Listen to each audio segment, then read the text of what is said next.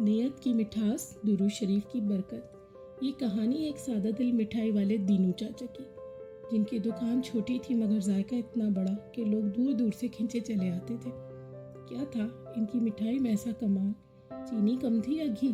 نہیں، اصل راز چھپا تھا ان کی نیت کی صفائی، دل کے خلوص اور ہر وقت زبان پہ جاری درود شریف کی برکت میں۔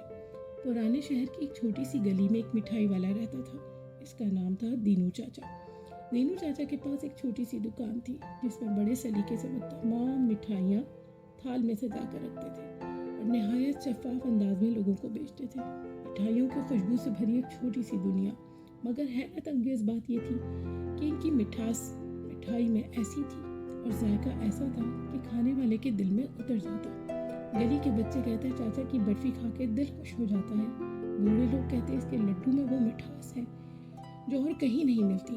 اس کا راز کیا تھا؟ وہ ہر وقت اللہ کا شکر ادا کرتے۔ دینو چاچا کم گو انسان تھے۔ جب دینو چاچا فجر کی نماز کے بعد مٹھائی بناتے تو غیبی مدد ان کا ساتھ دیتی۔ وہ ہر وقت باوضو رہتے۔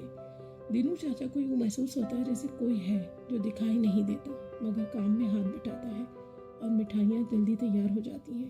کبھی کبھی جب وہ مٹھائی بناتے تو نہایت خوبصورت اور دل کو سکون دینے والی خوشبو محسوس کرتے، جو عام خوشبوؤں سے بالکل مختلف تھی، مگر وہ زبان سے کچھ نہ کہتے، بس کبھی لمحے بھر کو حیرت میں پڑ جاتے کہ اتنا بڑا کام جو 8 گھنٹوں میں ہونا تھا بمشکل صرف چند گھنٹوں میں مکمل ہو گیا۔ ان کے چہرے پہ حیرت کے آثار جھلکتے، مگر پھر وہ خود ہی مسکرا کر آسمان کی طرف دیکھتے اور کہتے، مالک یہ سب تیرا کرم ہے، میں تو کچھ بھی نہیں، خاک کا پتلا ہوں اور خاک میں جانا ہے، جیسی تیری مرضی میں تیری رضا میں راضی ہوں۔ وہ بازار کے شور شرابے میں بھی کسی سے زیادہ بات نہ کرتے، بس ہلکی سی مسکراہٹ کے ساتھ گاہک کو مٹھائی پکڑا دیتے، لیکن ان کی زبان کبھی خاموش نہ رہتی۔ چلتے پھرتے مٹھائی بناتے ہر وقت ان کے ہونٹوں پہ درود شریف جاری رہتا۔ یہی ان کی زندگی کا اصل حسن تھا، کم بولنا، نرم دل رکھنا اور زبان کو ہر وقت اللہ کے ذکر سے تر رکھنا۔ شام کو جب دینو چاچا اپنی چھوٹی سی دکان کھولتے تو حیرت انگیز مناظر دیکھنے کو ملتے۔ جیسے ہی دکان کھولتے مٹھائیوں کی خوشبو گلی میں پھیلتی، لمحے بھر میں بچے بوڑھے جوان سب دکان کے باہر جمع ہو جاتے۔ ان کی مٹھائی جلد ہی ختم ہو جاتی مگر ان کا دل شکر سے اور زیادہ بھر جاتا۔ دینو چاچا جانتے تھے کہ یہ سب ان کے ہاتھ کا کمال نہیں بلکہ درود شریف اور ذکر الہی کی برکت ہے۔ جب کوئی گاہک ذرا سی مٹھائی خریدتا تو وہ مسکرا کر کہتا، شکر ہے مالک، رزق تو نے دیا۔ اور جب کوئی غریب مسافر کہتا میرے پاس پیسے نہیں ہیں تو چاچا فوراً ایک ٹکڑا مٹھائی کا اس کے ہاتھ میں رکھ دیتے اور بولتے، لے جا بیٹا، یہ اللہ کی طرف سے ہے۔